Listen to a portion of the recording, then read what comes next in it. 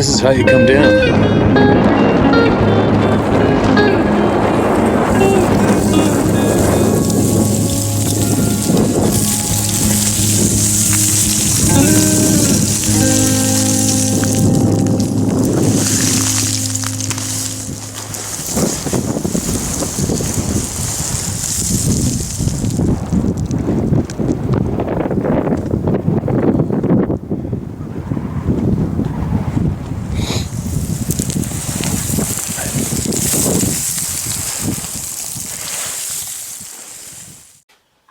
Alright, back at home, in the cave, and able to get some things done.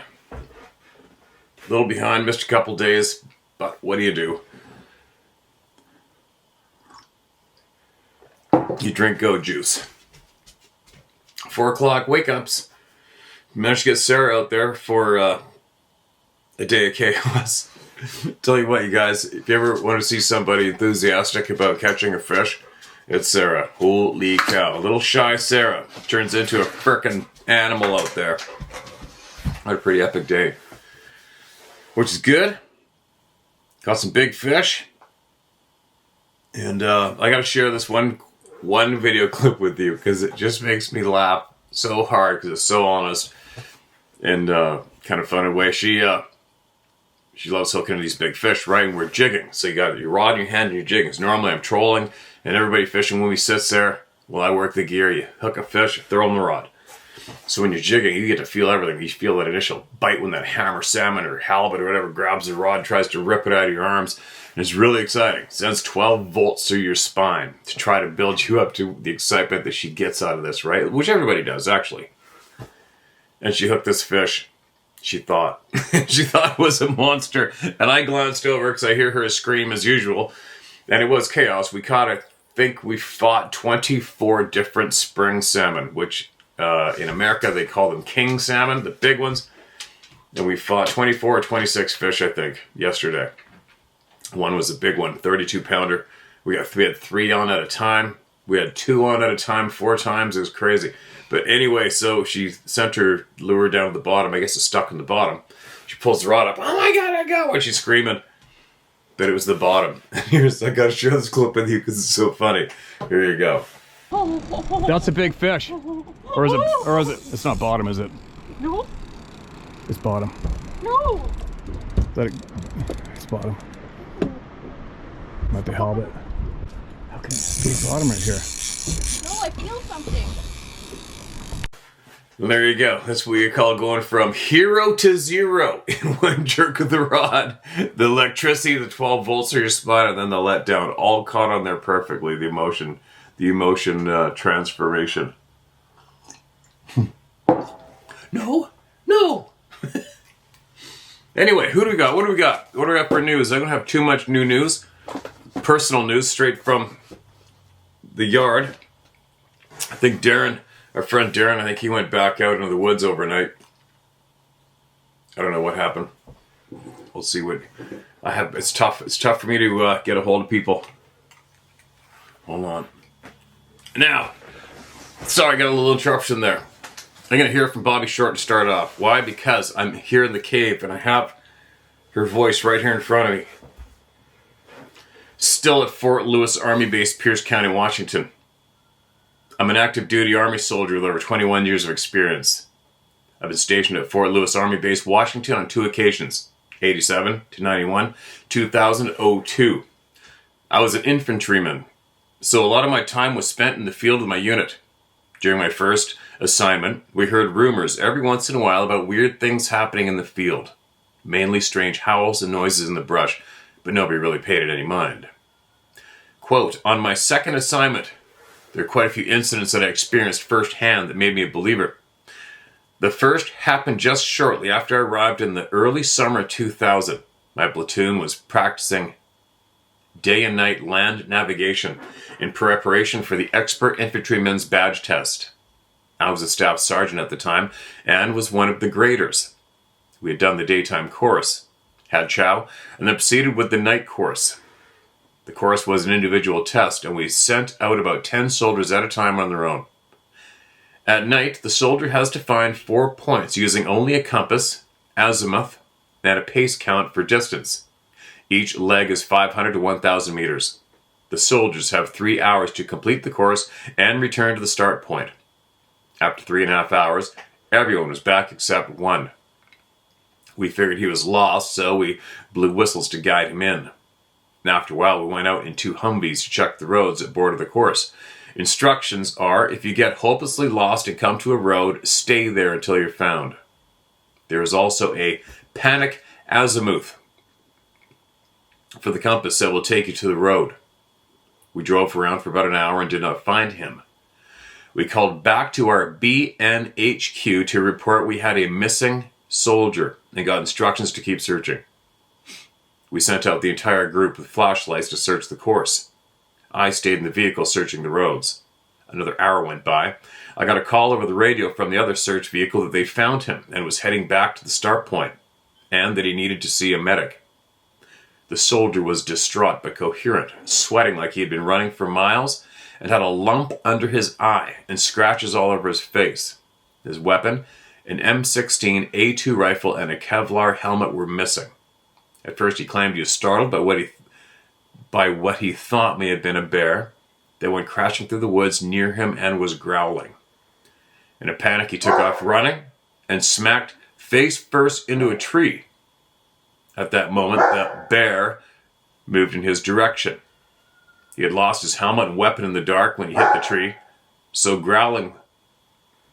1 second. In a panic, he took off running and smacked face first into a tree. At that moment, the quote, bear, end quote, moved in his direction.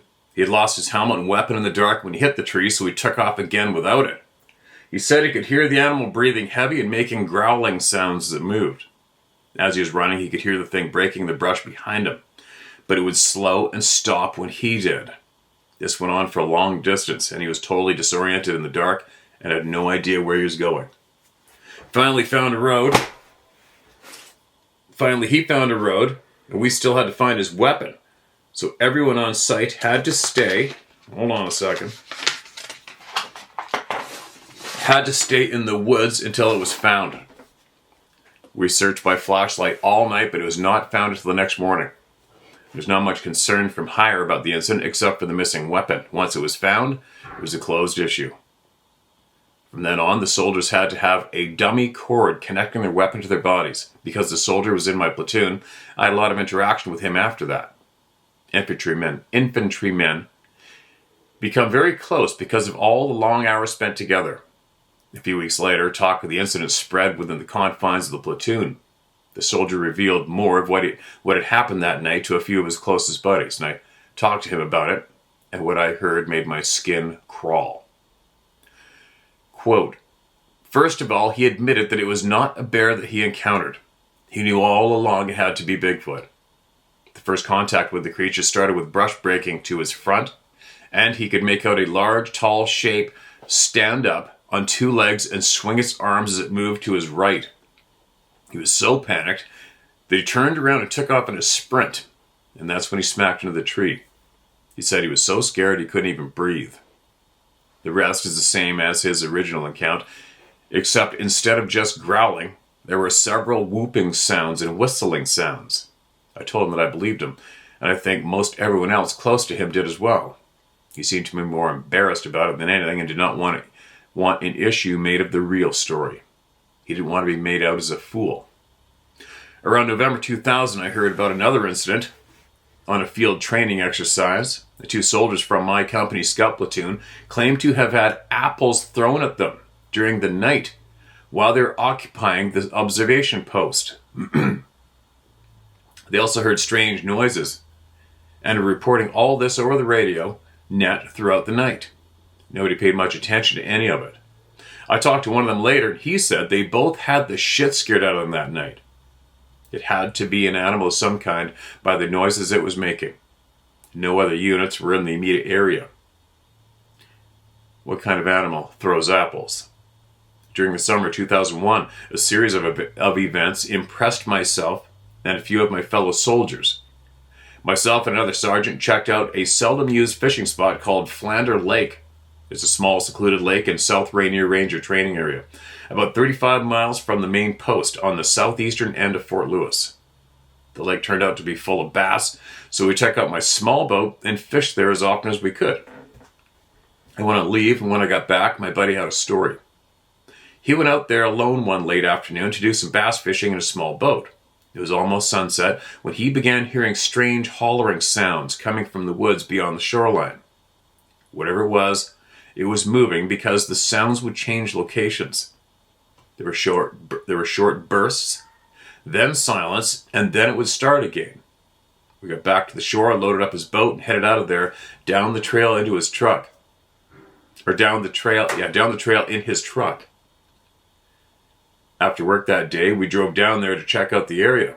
We got down the trail to the lake by the truck, and then we skirted around the lake on foot just looking around. I went up on this wooded hillside along the lake and found some very peculiar things that are supposedly signs of Bigfoot. Fort Lewis. Isn't it crazy how much shit went on there? Or it probably still goes on today, I'm guessing, right? Tree limbs that I could barely reach were snapped and bent down. Small saplings broken and bent over. I find it hard to believe that an ordinary person has the strength to snap live trees like a toothpick. There were also trees pulled out of the ground like a weed, which definitely could not be done by a person. A few hundred yards down, we stumbled on the strangest of all, a huge pile of crap. It stunk, of course, but curiosity got the best of us, and we dug through it with a stick. There were small, undigested green pine cones in the crap. It was the kind of baby green pine cones that a pine tree sprouts before they dry up. There was hair, like in a cat's poop after they clean themselves. Also, it looked like mashed berries and fibers. We started looking around the ground for any signs of footprints. The ground was covered in moss and was soft in a few areas. We found no definite tracks, but did find some very convincing imprints in the soft moss. One of them, a heel, could be made out, as well as the ball of the foot. I wore a size 10, and it was much larger than my foot, by at least another 6 inches long and 3 inches wider on each side than my foot. Wow. So, 6 inches long, 3 inches wider on each side of his foot. So a 6-foot black bear roughly has 5 inches across the front pad of the foot, all right? To give you an idea of what a footprint can do in bear world. On Labor Day weekend, I'm getting back to my point being made. When you are tracking a large bear, if a black bear print is about that much on either side of your foot, it's a freaking monster. If a grizzly bear has an inch plus on either side of your boot, 1 inch plus, that's a very large grizzly bear, all right? Mountain grizzly, not a brown bear, that's different. We brought some other guys down there the next day to see what we found. We talked to an older civilian guy who works at the Outdoor Recreation Center in North Fort Lewis. We get tackle and bait there. Without telling him anything in particular, we inquired about Flander Lake, and he said it was good fishing. We already knew that, but it was a creepy place. I asked what he meant, and he wouldn't give any details other than it being creepy, and he hadn't been out there in over 20 years. I asked him directly about Bigfoot, and he replied saying, "Some people say so." We continued to fish there, but never encountered anything else. On Labor Day weekend in 2001, my wife and I decided to take the kids camping.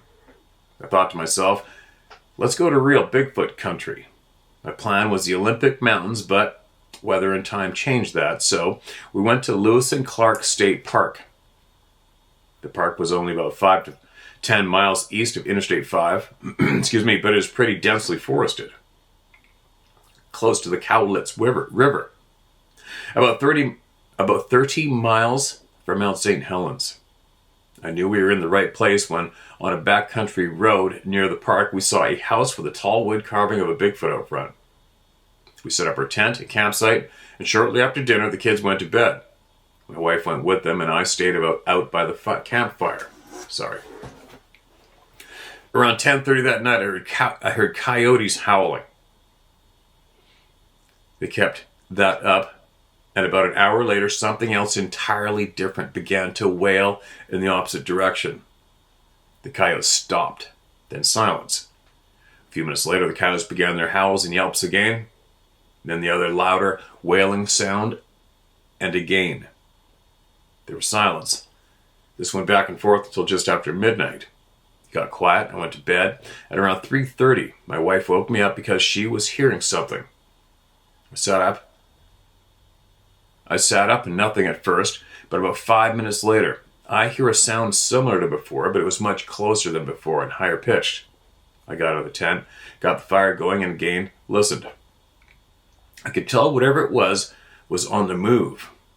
Not that close, maybe 100 yards. And after a while it stopped and I went back to bed. And the next day I asked around the campground, but nobody seemed to have much to say. And I didn't mention the word Bigfoot. The next night there was nothing. Not even the coyotes or an owl. I firmly believe that Bigfoot is real. And I believe that my wife and I heard it that night. All these events make me certain that there is such a thing as Bigfoot. No doubt about it. Fullerton, Jeffrey A., SFC, MIL, USE, TRADOC, USAREC. August 19th, 2008. That's a big handle. Fort Lewis. Sounds like quite the place to go camping, doesn't it? Wonder why. Why is it? This next one.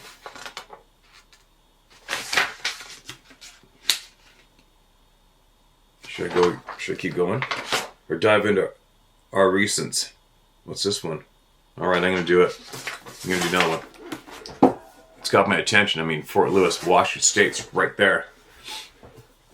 Not right there, but it's pretty close to us. Fort Lewis, Washington, U.S. Army military installation, 77 to 78. In 1978, Edwin Godoy. I read this. Okay, I just skimmed ahead, and I think if I did read this, it's gonna be worthy of reading it again. And I'm going to do it because this guy shot one. Edwin Godoy. I just remember that name. Was an E-4 soldier with the U.S. Army commissioned to Fort Lewis in Washington State. Fort Lewis is located next to a forested area in that western state. Mr. Godoy was also an expert marksman who came out as the third best marksman in the U.S. Army for that year. One night, as his platoon was returning in a truck from some war games in the forest, the truck malfunctioned and lost all power. Impossible to make it start, the acting commander decided to return to the base by foot with the soldiers and ordered Godoy, as he was the one who had signed for taking out the truck, to stay and guard it until morning, when a tow unit from the base would be sent to pick up him in the vehicle. To Godoy, this was somewhat irregular, as normally 2 men would be ordered to do this. Anyway, the others left at about 8 p.m., and he remained there with the truck. At about 12:15 a.m., he noticed a figure, some 300 meters away from him, standing next to some pine trees in the forest. What shocked Godoy was the size of the figure. It was very tall, and his body was completely covered with hair. Quote, "It was something very big, huge, a giant," he said. He was all covered by a dark, long, grayish hair all over his body. He was standing next to a pine tree and swinging his body sideways while looking straight at me. It looked somewhat like a man, but it wasn't a man. He was very strongly built with a broad chest. The eyes seemed to be self-luminous and glowed red. The thing started coming towards me, so I shouted a halt 3 times, asking that thing to stop and identify itself. As it wouldn't reply, I made a first shot to the air, and then a shot at him, or it. I don't know how to call it. The hairy thing grabbed its chest and emitted a loud moan, stopped, and then ran to his right, disappearing into the heavily tree forest that makes up Fort Lewis Army Base. Godoy, very nervous, reasoned he had just seen a Bigfoot, one of the forest creatures the Native Americans in the region often talked about. Afraid, he locked himself inside the truck until 6 a.m. Then 2 mechanics from the base arrived in a tow unit to pick up the truck. He explained what happened, but they didn't believe him. They all went to where the hairy thing was shot, and the men are surprised to see huge human-like footprints imprinted in the soft ground and several small pools of blood that looked red. Excuse me, but strangely oily and fresh-looking. The mechanics stared at each other and then looked at Godoy in a strange way and mumbled something between them in a low voice. From that moment on, they kept a distance and wouldn't talk to him. They communicated by radio to the base and reported the incident. Later on, the truck started at first try. At about 7:30 a.m., some unknown personnel arrived to the site. Several men dressed in white lab coats wearing thick gray rubber leaded gloves and boots took samples from the track's impression on the ground, the alleged blood, which was handled with extreme care. The mechanics talked to these men, but Godoy was not allowed to do the same. Later, they all were ordered by radio to return at once to Fort Lewis. Godoy was to report himself to the base hospital immediately at his arrival.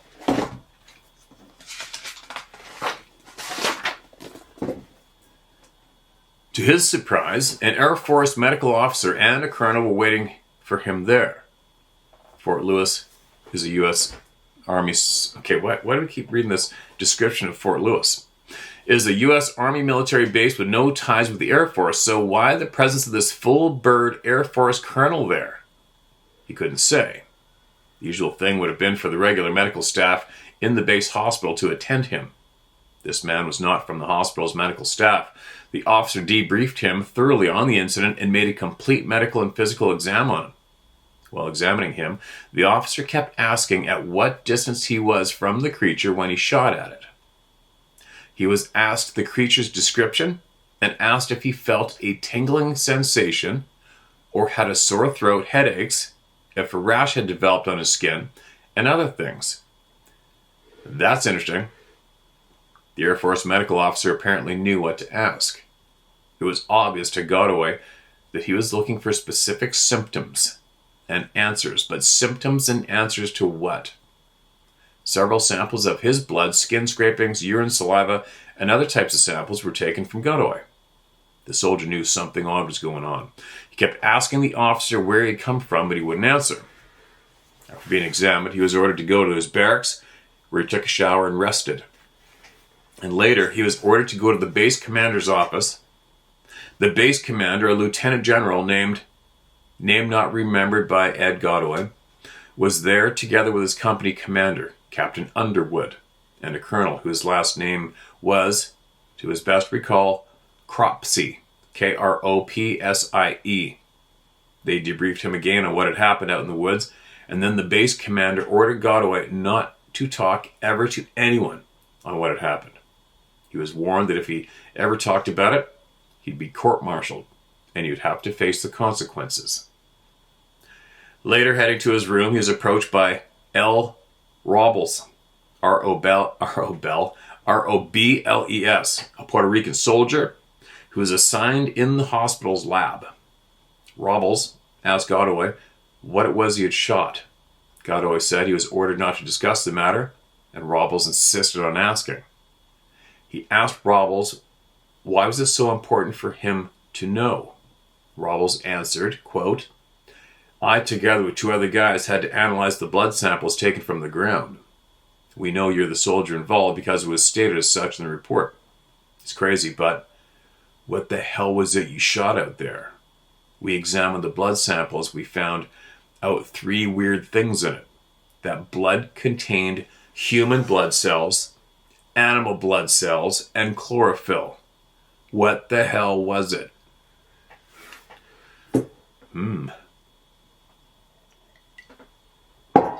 Anybody surprised? Author's note. Any blood retrieved from a dirt road is most assuredly going to be unhygienic. Unhygienic. It's early. With any number of contaminants, chlorophyll is nothing more than a green pigment found in almost all green plants, algae, and cyanobacteria. Cyanobacteria. It does not necessarily indicate green alien men, and Robles should have known that fact, if indeed he was any kind of blood technician. It would make sense that the Puerto Rican who told the story to Stansbury did some embellishing on his own, including the questionable red eye glow, which is not a human or non-human primate characteristic. I say human because preliminary DNA presumptive for Sasquatch suggests, at this writing, the mitochondrial DNA is 100% human and presumptive because we don't have a holotype / based specimen. They may be amended after this is published. Godoy stated he could not discuss the incident and left. Now thinking back, he feels that the base commander, Colonel Cropsey, and Captain Underwood all seemed to know what they were dealing with, and for that reason, they had ordered him to keep his mouth shut.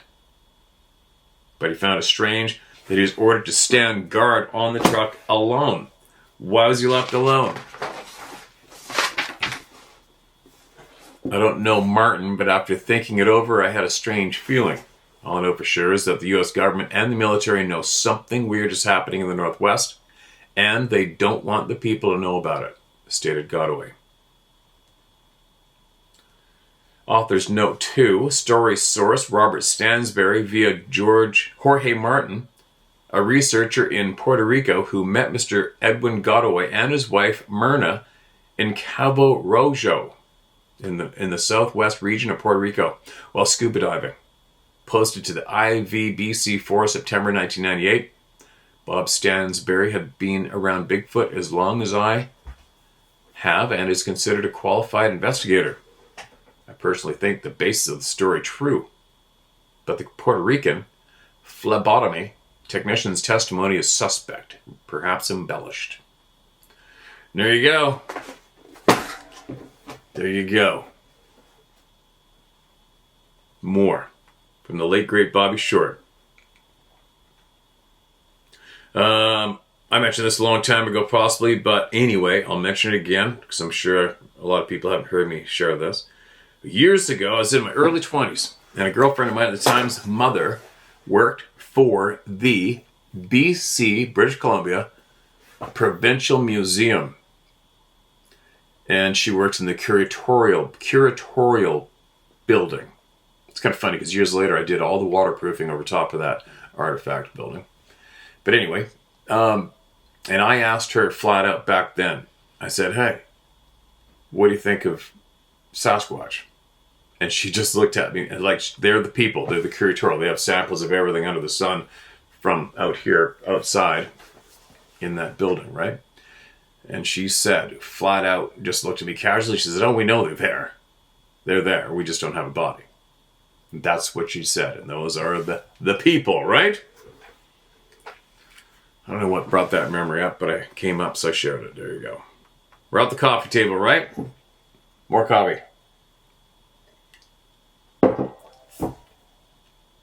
Now, who do we got? A lot.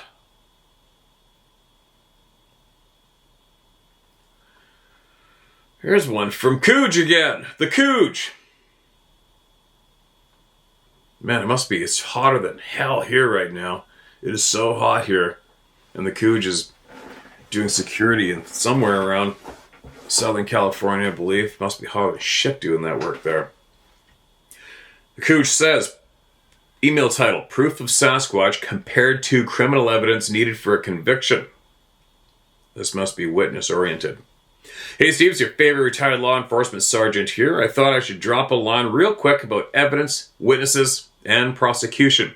Just because of the relationship you put on those things on your last episode with people believing or not believing in the Sabe people. I'm going to try to compare it to what's needed to prove a crime or make an arrest. Maybe it will shed some light to the round table on why, with all we know, do people still not believe. Contrary to popular belief, you do not need a witness to convict for a crime. What's needed is evidence. Testimony from a witness helps, but is not generally required. For evidence, there are generally 4 different types: direct evidence, indirect evidence, eyewitness testimony, and hearsay. An example of direct evidence would be a suspect is captured on video committing a crime. Example of indirect evidence would be stolen property is found in the possession of a burglary suspect. And of course, first-hand or eyewitness testimony is somebody who sees the suspect commit a crime. But the witness should be credible and impartial, or they probably will not be used. And hearsay testimony is somebody testifying about what they heard from another person. Generally, that is not allowed in the court. To make an arrest, you need what's called probable cause, which is the evidence that you have directly shows that your suspect committed the crime. And, a district attorney can get that probable cause from any sources of evidence that he or she receives, and it's up to them to prove the case based on the evidence they have. That's the measure of evidence we need. Probable cause accepted by all people, not just believers, to prove the existence of Sasquatch. Reasonable suspicion is different from probable cause. People see things on TV all the time with drivers getting stopped and asking what the officer's probable cause was, or people being detained and saying, you don't have any probable cause to detain me. The fact is that police officers do not need probable cause to detain, only to arrest. The difference is when you have probable cause, you know that, you know that a specific crime has been committed. And there's enough evidence to show that the person that you think is the suspect, based on the evidence, committed that crime. That's what you need to handcuff somebody and place them under arrest. Reasonable suspicion. Reasonable suspicion, however, is what police officers need to detain somebody. And all reasonable suspicion is the belief that a crime possibly has just been committed and the person that you want to detain is somehow involved in that crime. I think what most of the world sees now is that we have reasonable suspicion that the Sasquatch exists, not probable cause. So, enough for the powers of arrest tutorial. What I'm getting at is that with the evidence that is out there right now regarding the existence of Sasquatch, if we were looking at this and comparing it to enough evidence to make an arrest, it's not there. Now don't bite my head off, that's what they think, not us. We as believers know he's real, and we know that the evidence that we have points to his existence, but there's not enough direct evidence. That's not acceptable to the masses. Examples, just to be clear again, these are not my thoughts. I'm a true believer. I'm going to give you some examples of what non-believers and those who would discredit believers would say, okay? Photos and witnesses. They're always going to argue. They are always going to argue good photos are not genuine, or it's some type of other animal. No proof it's a Sasquatch because there's no known specimen to compare it to. The picture was photoshopped, etc. And eyewitnesses are always going to be seen as partial or having an agenda. It would have to be a well-known, vetted, impartial person with zero connection to the Sasquatch community for an eyewitness account, account or photo taken by that person to be accepted. And the problem is that I know there have been some credible witnesses, but their credibility is immediately attacked and destroyed as soon as they say anything, which is why nobody in that space is coming forward. Hair, blood, DNA.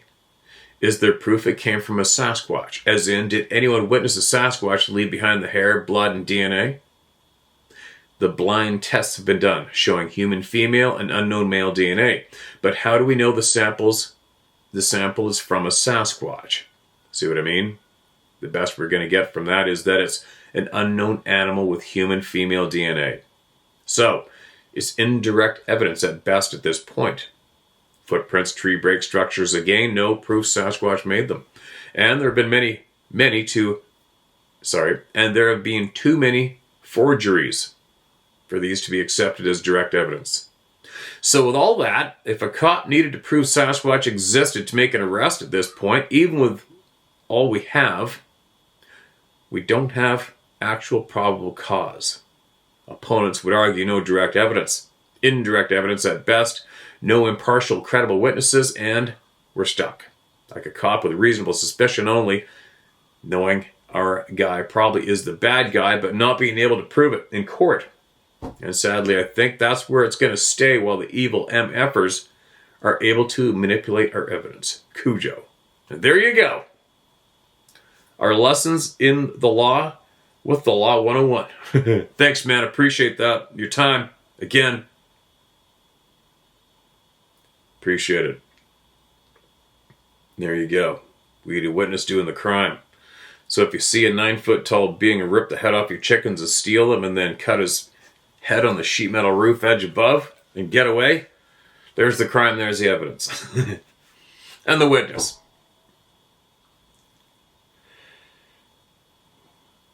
What's this? Another short one. 100% short argument. Free way to prove Sabi is real. Hi, Steve. Here's what I say to the doubters. Shuts them down every time. All right. There have been over 20,000 eyewitness accounts of this hairy, upright, bipedal being. Might be a higher number as I read somewhere that there were over 10,000, and that was before you came along. In order for the claim that Sabi Sasquatch to be a myth or unreal, then 100% of the accounts, over 20,000, must be either, number 1, a lie, intentional deception. Number 2, mistaken identity. These accounts have come from every walk of life and education. From seasoned hunters, who can certainly tell the difference between the often blamed and hopeless bear, to military, police, scientists, as well as everyday people. They must all have been mistaken or they lied. Those are our only two choices, because if even one of these accounts is real, the claim that Sasquatch is a myth, the claim that Sasquatch is a myth has just gone down in flames. Add to the claims that people are just making up stories for the fame, conveniently forget that most anecdotes are anonymous. No one can seem to refute this argument. With respect, Lauren. There you go. Point made and understood, taken.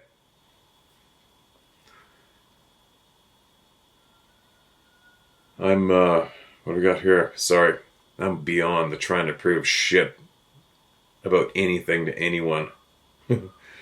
Your brain is either functioning on its own or it's not. This stage of the game for me. That's how it is for me. Your brain either functions on its own or not. Now, I'm going to keep going. Quick note before I forget, I got a flood of emails about my foot. It's pretty swollen. Pretty freaking swollen, but I need my foot, so I got to stay on it. We put a bunch of ointment and stuff on it, and and I don't know. I mean, you know what? When you're talking to tradespeople, which I was a trades guy for many years, and then as well as a remote guide for many, many years, middle of nowhere, you take care of shit. You know how to heal shit. You know what works and what doesn't already. So, me freaking out over getting a major puncture down to the top of my foot, it's nothing.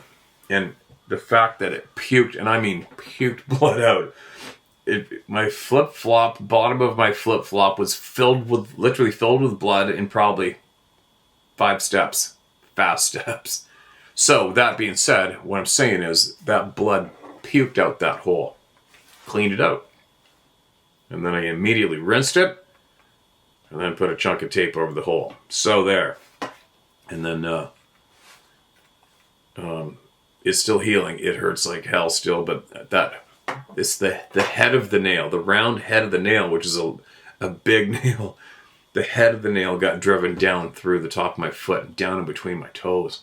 But the flap of skin managed to stay up. I guess it just cut it on an angle and pushed it aside. Went and out, popped the lid back up, and the lid slapped back down on the hole, and we taped it up. So it's not infected. Go figure. Did I get a shot? No. I don't get tetanus shots. I don't get any shots. Unless I absolutely have to get pain shots, but that's about it. I'm good. It's healing. It's not red and infected. There you go. I got a lot of emails in my inbox. And I appreciate the concern. Don't get me wrong. I absolutely appreciate that people care out there. Big time. Okay, this is titled Truth or Lies. Hello, Steve. I'll try to be brief. I am a Christian, or I try my best. I watched a video today, not anything about Bigfoot, but I had a very strong desire to email you. Through watching your videos, I feel you may be thinking about trying to talk to the Bigfoot, and I wanted to say, I don't feel that would be a good idea. In some of your videos, the Bigfoot is good, and in some, they're bad. When I question God on whether something is good or bad, sometimes it's hard to tell. I go back to what the Bible says. If what I'm seeing / hearing is bad, it's not of God. And if it's bad, it's of the devil. I'm just saying or asking, is it worth taking a chance? I watched a video of a lady just yesterday and she fell down and hurt herself. And she asked the Bigfoot to help her. She's very calm and seems happy to have had them on her land. To that's a little no, that's a long way out there. I only say this because you're doing a great service by making these videos, and I'm thankful for your work. There is so much evil coming out of this world now.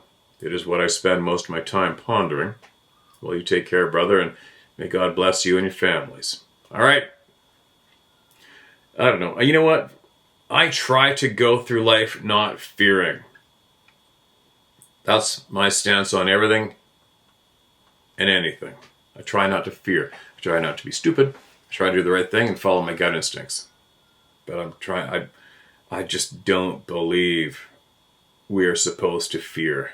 You know what I mean? We are here to learn and get better. And I want to learn. And I'm learning. Sorry, I'm trying to glance at this next email. I'm looking for next email as I'm babbling at the coffee table. I appreciate people's concern on what I may decide to do with my life direction when it comes to the real world, which is outside that frickin' window. But that's the real world. And there's real truth out there, not this deception that we've been corralled up to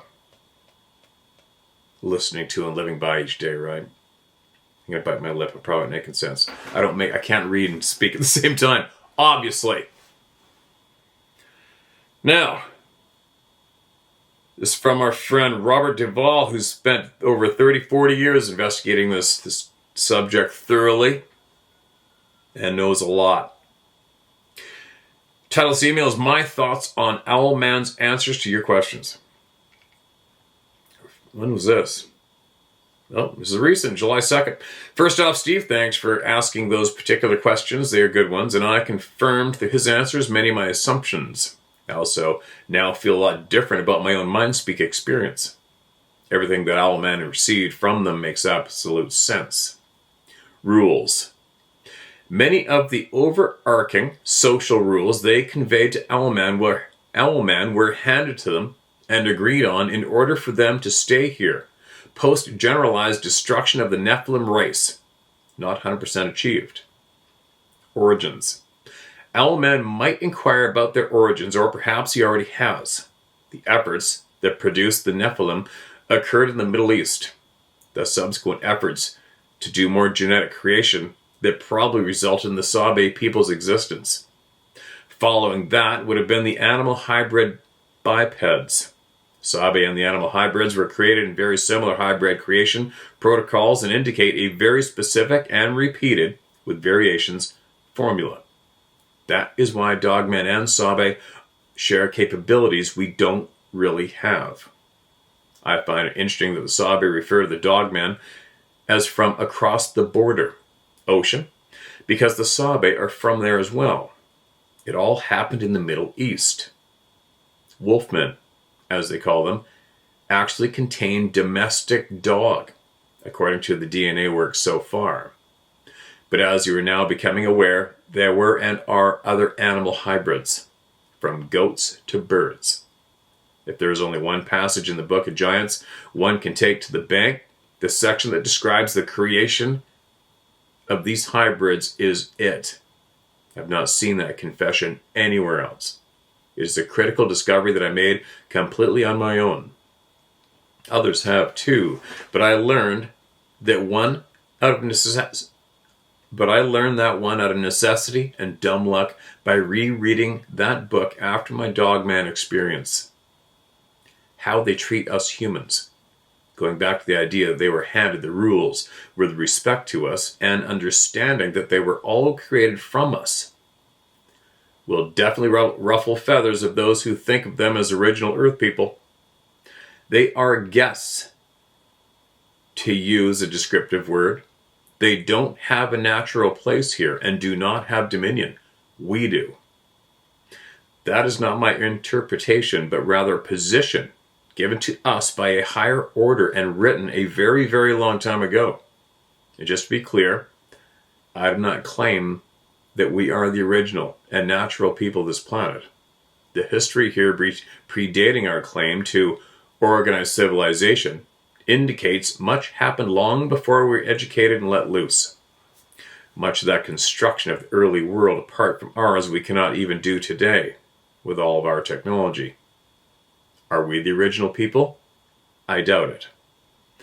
It is not difficult to see why they don't communicate with us generally, because they are not supposed to interact with us according to the rules handed to them originally. Some do anyway, and my guess is that those who do understand us better than those who hate us, for instance, yes, that exists. The description of their behaviors Owlman gave, bracket, OCD, autistic, and ADD tendencies, also gives insight into their retreats and fear of encountering us. They often will just exit stage right.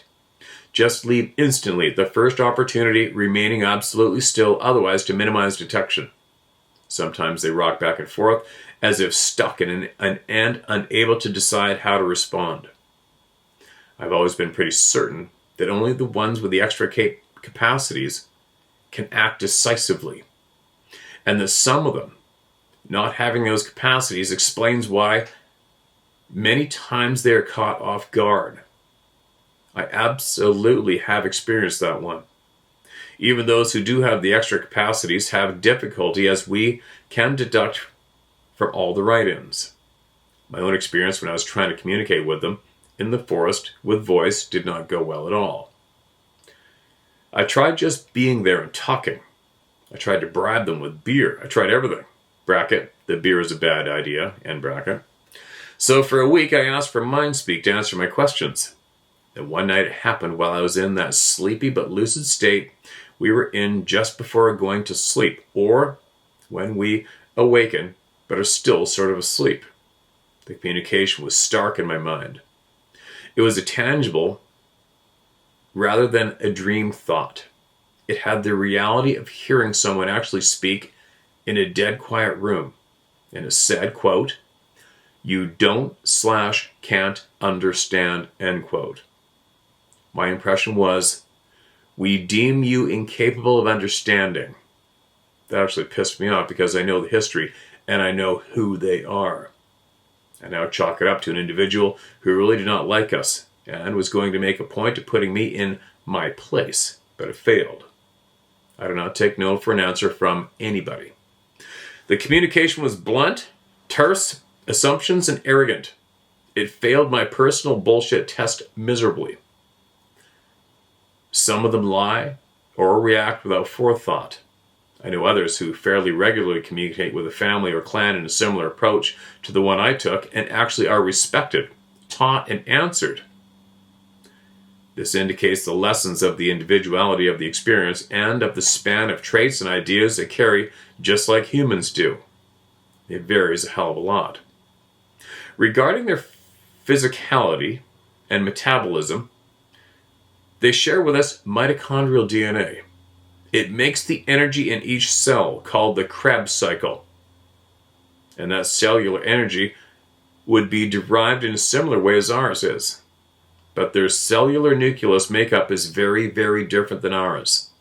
Not of this earth, or not like any animal currently cataloged. Most animal families are already in there. So, the abilities, and possibly even the energy for those extra abilities, might come from a source other than the mitochondrial energy, the Krebs cycle. They might have a separate energy source for those abilities. Think about what your scientist friends said about them. By the way, I am extremely interested in their observations and findings. Everything Owlman said makes perfect sense, every bit of it. Take care, man. Rob Duvall. Note for me. Okay, man, gotcha.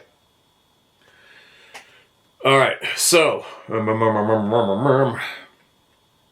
there you go. This man's done dedicated a piss load of human life time to investigating these topics. He knows a lot of people. He's been around a lot, and I trust his findings. I have a lot of respect for him, just so you guys know. But again, take from what you will or leave it, right? Take from what you need or leave it. The golden rule here, we try to keep going, and that's such a tough thing to do. You know, I get emails, I get the odd time. Well, it's a little more odd now. It used to be quite regular, but I just had a few emails the other day of people that come here to this open door, which I consider my house now, though the whole time, but it's an open public place, and listen to everybody speak here through me, and then decide they need to go out of their way to insult the living shit out of me in an email. Crazy, right? And that's your classic example of what happens to human beings when they can't pick up the concept of, well, take from what you need or leave it. That's all you got to do. It eliminates conflict instantly. Unless you're so mentally, emotionally damaged, you just can't pick it up. And believe me, there is a lot of human beings out there that just can't pick it up. Just take from what you will or leave it. If you don't take that as any kind of constructive knowledge for yourself, dump it. You know what I mean? A little bit of a ramble there. Should I keep going? I don't even know how long I've been sitting here. Feels good to be here again. Appreciate you, Rob. I'll make sure you email me again and remind me. I know it takes me a while to get to email sometimes, but I'll hook you guys up. You gotta remind me to do it, because as soon as I start reading, my brain goes focus to the next one, and then all my tasks that I have for the rest of the frickin' day. I got one day here. I gotta go get hay today. I gotta drop some fish off to the smokehouse to get this candied salmon stuff made. Pack, do this. Gotta remember to get these pieces of fishing gear I need to get. And I gotta stop babbling. Now, who's this? What's this? Someone else. Hey Steve, is the title of this email. Norman, here again. Hey Norman, have some more for you. Oh, listen to this. After shooting that Bigfoot up by Lima back in the late 70s, I moved to the southeast Ohio area. May of 1985, I was drinking coffee when I heard the dogs barking. I grab my rifle and away I go. I get down by a fence now where some gas meters are, and here comes a big deer, ready to drop from being chased. I started picking off dogs. No one in the neighborhood has dogs but me. A month or so later, a monkey had escaped from a circus bunch, and they had hired anyone with dogs to track it out. A bunch of guys lost their best coon hounds those several days and nights. I joked about it being Bigfoot killing the dogs. Now I wonder. That monkey traveled 20 to 30 miles easily. That fall, I was out deer hunting when a brother came and picked me up at dark. Just as we got to those gas meters, there was something running in the weeds. It looked like a hyena, but with a person's face on it. What the F? I couldn't get my gun out of the back seat before it disappeared into the woods, where I had shot those dogs months before. What the hell? Now fast forward a few years. I got married in 2006 and I got 4 kids. July/August 2021. My girls were in their beds when they screamed. I went in there. They said there was a, quote, big, black, hairy man looking in their window, end quote. Steve, I'm 6 feet tall and I have to climb to look in their window. The next night, the girl screamed again. This time my gun was loaded and I grabbed it on my way. But this time they said it was standing in the doorway. There was no escaping between where I was coming from and to where the girls were. No windows, nothing. I'm convinced it was a Bigfoot trying to warn us, as my kids were taken. What? as my kids were taken by CPS a few weeks later due to a crooked court system. Prayers needed to get my kids back. I write poetry, and as of date, I have 21 books published. Almost have another one done and working on 2 more. Thanks, Amelia Norman. P.S. You remind me of my older brother, Mike, when you call them pussies, LOL. He passed away in a car wreck back late 1990s. That sounds a little alarming and sad, disturbing. Children being taken. There's a story there. None of my business. Unfortunate. Did they take him because of what they saw? Shitty deal, man. A shitty deal. A hyena-looking thing. We've heard that a lot. With a human face on it, I haven't heard that before. Do I want to see that? Not really. Do I believe it may be true? I don't know. Maybe. I haven't a clue. But at this stage of the game for me, nothing surprises me now.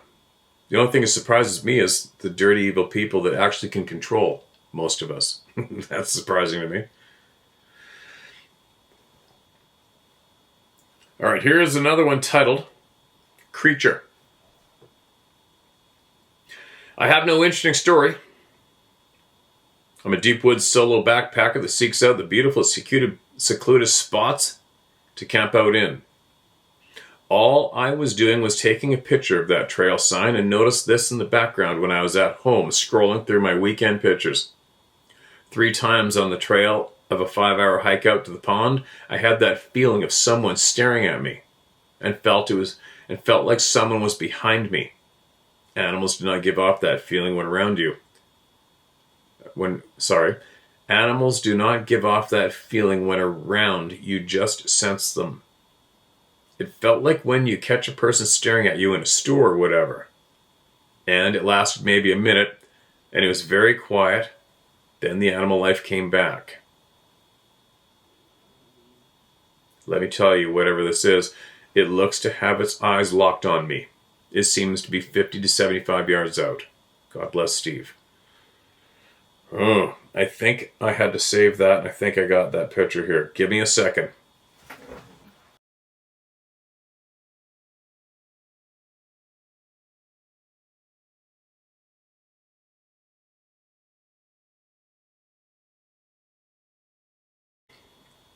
All right, there they are.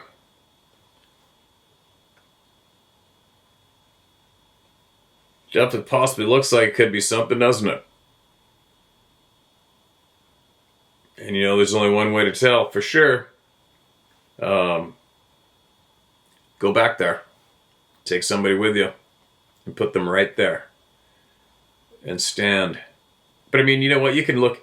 Well, yeah. It is what it is, right? I mean, I took a photo of something by accident. I was photographing a black bear down here in the river where things have been thrown at me from the middle of nowhere with nobody around. And I caught what looked like, what's that dark thing in the green brush above the bear when I'm looking at the photo. And it's a perfect face. Perfect.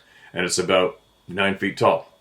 And then I waited until the wintertime and I went back down there again because it's all the leaves are gone. And because I thought, oh, maybe it was a black stump. You know, maybe there's a fallen over black stump in those green bushes. Willow. Nope. There's nothing in there to even remotely look like that. So, I have taken pictures the same myself. Right? And I guess I could put somebody back in there, but that'd have to be in the wintertime. And I have to get across the river in the wintertime, which we normally don't do. Anyway. Shared. But yeah, if you feel like it, it's close by. Take somebody with you and go back there and get them, and if hopefully it's the exact same foliage, and get somebody to squat and put their face, if they have to squat, I don't know, and put their face exactly where that photo is. Take a picture with the same camera. For the hell of it. Shits and giggles, right? There you go. And there you go. More herd. So I'm gonna get repping. I'm gonna go. I got a lot to do. I've already pre-warned everyone. This is my chaos time of year is kicking in. All right, right now I've got a lot of days coming where I have to fish every single day with a lot of people from here. Okay, and that's going to be real hard for me to keep this going, but I'll try. I'll try to keep it going. And in the meantime as well, if I get the right days and my foot's healed enough, I will go with Darren in the woods possibly, or not. We'll see. We got to hook up with Darren. I got to have a chit chat with him and see what's been going on. And he also has a native friend who shared a lot with him, and he wants to share that with me in a conversation. We'll see what's up there. So we got a lot of direct, first-hand information coming when it comes to communicating with these people, all right? Which I'm on the cusp of doing. What else? I think that's probably about it. But just so you know, this is chaos for me. So I'm going to go July, August, September. I go up north by myself. And I don't know why. I don't know why. I've just got this real weird feeling when I picture it's my time to go up north, elk hunting solo, where I had the knife incident happen. My friend who was with me last fall won't be making it because he just had another baby or is having another baby. I'm sorry. Just bought a new house. I'm going solo 100%. So is my axe going to show up? I don't know why. I just got to envision my axe. The photo of my axe appears in the back of my head every time I think about going up north. Why is that? I don't know. Is it because that's where my knife incident happened? I don't know. Who knows, right? But it's in my mind. Why? Why? You know what I mean? I got a lot of shit to think about. I got a lot of stuff I do. Why would my brain keep coming up with my axe? The same when I think about going up north to do my usual hunts. Why am I getting a quick blip of my axe? I know it sounds crazy, especially if you haven't heard the history of what went on out here with my stuff. But anyway, there you go. I'll put some, maybe I'll put some fishing clips at the end of this video from yesterday. And what else? I think that's about it. If you want to come fishing, I think there's still a handful of days open, and that link is down below. The decals, the stickers, the decals, they are creeping swiftly around the globe. So that link's below as well. The backup channel, the whole 9 yards. Anything you may be curious of is in the description below. And I think I should be able to pull this off tomorrow. We'll see. I'm going to try. I'll probably talk to Darren the next day or two as well. And if he's got a strong enough connection, maybe I can do a video with him, maybe. We'll see what's going on. There you go. Good to be back, but now I gotta go. Back later. Here's mine. They're both biggies. Got yours here? Oh, there they are. They're me. Oh, look at that. Oh, yours is bigger. Oh. Bring it over again. Here goes mine. Hold on. Oh, I'm upside down. That's alright. Look at that. How cool is that? Oh, wow. Double jiggers. Again. Alright, let's get them off so we can catch another one.